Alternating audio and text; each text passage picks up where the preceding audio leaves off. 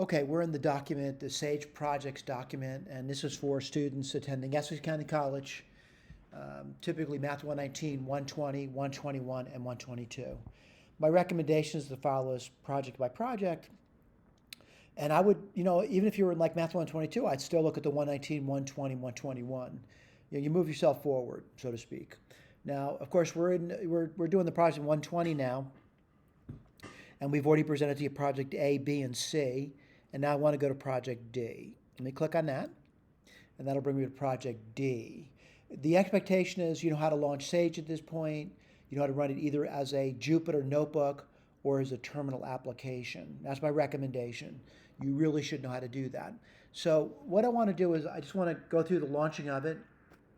There's many ways to do it, but typically if you're using Sage a lot, Sage would be in your dock. If you're not using a lot, what I would recommend you do is look in your applications folder for the Sage. All right, and I see Sage Math 9.4 there.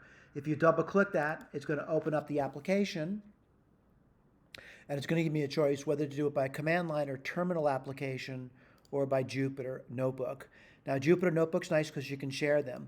Now, if you're going to use a Jupyter Notebook, their notebooks are being stored in your computer. You have to have a location for that, all right? Now, of course, I'm going to launch it from the terminal, launch, and it's going to launch Sage. I'm going to go back to the notes, though, and again, we're doing Project D, and this is in Math 120, all right? So what does it say? It says, this one may make your head burst. I really don't think it will, though.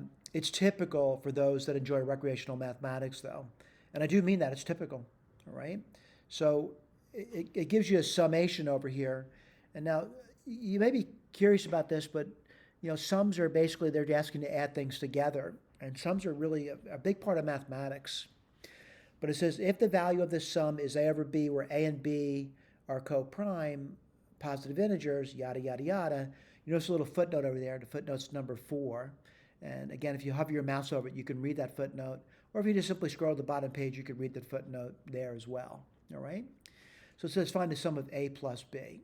All right? But for the most part, as soon as you read that, they really, most students would have no idea what they've just read. All right? So the point about this one over here is, again, I would love for you to read through that and then recognize that, these are sums that you're going to be aware of. And we're aware of these things. In Math 120, they teach these sum formulas, both the sum of the integers from 1 to n and the sum of the integers cubed from 1 to n. 1 cubed, 2 cubed, 3 cubed. And that's all I did over here. And then I did partial fractions. Where'd you learn partial fractions? In Math 119. So I went through that, and I got an answer to it. All right? Now, granted, the point of this over here is that you should be able to do mathematics by hand, but now what I want to do is I want to go to Sage to see if I can do this and see if I get the same answer that I got by using my hands, so to speak, and my brain to do the problem. So what I want to do is I want to go to my terminal application. I'm going to start typing the code in. The first thing I'm going to type in, I'll type clear to get rid of it. You notice I'm running Sage version 9.4, and I'm running in our Python 3.9.5. All right, I'm going to reset. And what I'm going to do is define 3 variables now, I, j, and n, and they are variables. And that's variable I, variable j, and variable n. Remember, if you make a mistake, I don't say a lot to you, Sage is not going to blow up. It's just going to say you made a mistake somewhere. Now, again, I want to try to understand what I'm typing here. So, reset basically clears out memory. I don't want anything left over from a prior session, by the way. And if you can't remember, just reset's a good place to start. I define 3 variables, I, j, n. They're variables I, j, and n. This is the variables in Sage are dynamically typed. Now, what does that mean? It means I'm not telling you what these things are. They could be strings, they could be integers, they could be real numbers, they could be complex numbers. But when I start writing code down, it's going to be typed. So for example, looking at this code over here, it looks like I is being typed as an integer from 1 to n, and yada, yada, yada. Now someone says, I wonder what this is all about over here. And what I want to do is, it may look foreign to you, but really what is it doing? It's doing what they want me to do which is this problem up here. All right? So this is a sum of a sum divided by a sum. Let's write that down. A sum of a sum. Well, the first sum is the sum of the integers I for I in 1 to n.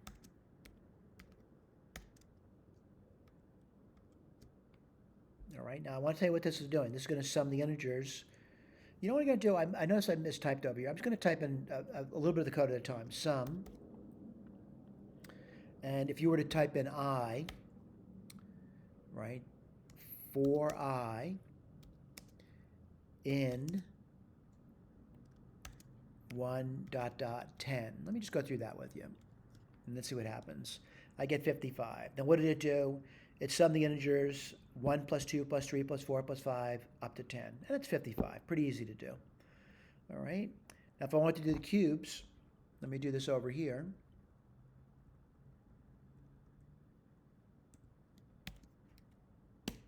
That's 3025. What did that just cube together? 1 cube plus 2 cube plus 3 cube plus 4 cube all the way up to 10 cube. All right.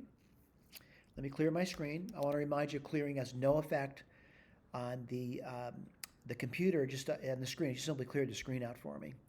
So again, one emphasize over here, what we're doing is we're summing things. We're doing this top thing, then we're going to divide by the sum of the bottom things, and we're going to do this from 1 to 2016. It looks complicated though, doesn't it? Let's type this in, sum, right? Sum. Yeah, this is tough doing computer programming, isn't it? I for I in 1 dot dot n, and I'm going to divide by the sum. I just did the top part. I want to point out I just did the top part. I'm going to do the bottom part. Sum. Remember, if I make a mistake, it's not going to explode. Don't worry about it. It's like a science experiment. In 1 to n. 4. Ooh, look at this. N, N. Let's see. Let's hope I didn't make any mistakes. 1 dot dot 2016.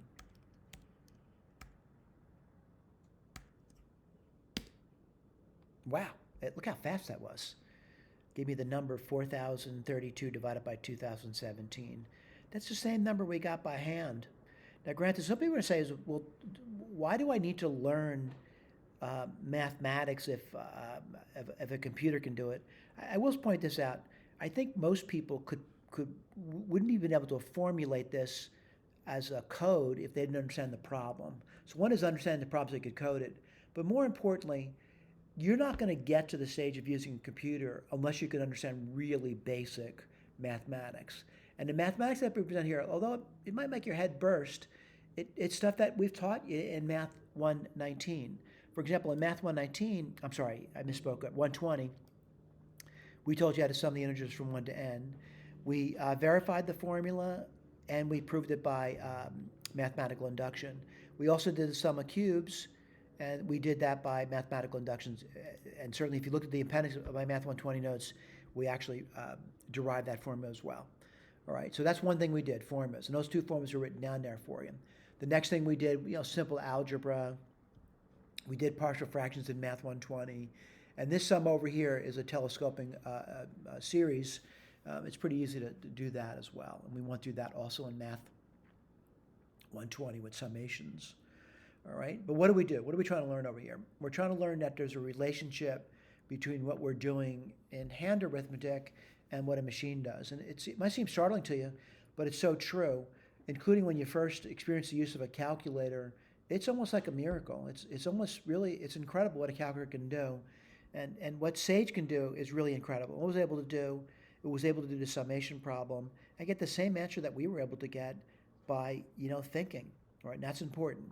And it shouldn't be any different, by the way. Now, granted, could you have made a mistake? Of course you could have made a mistake, but it's not so bad, all right? Thank you for paying attention. I really do appreciate it.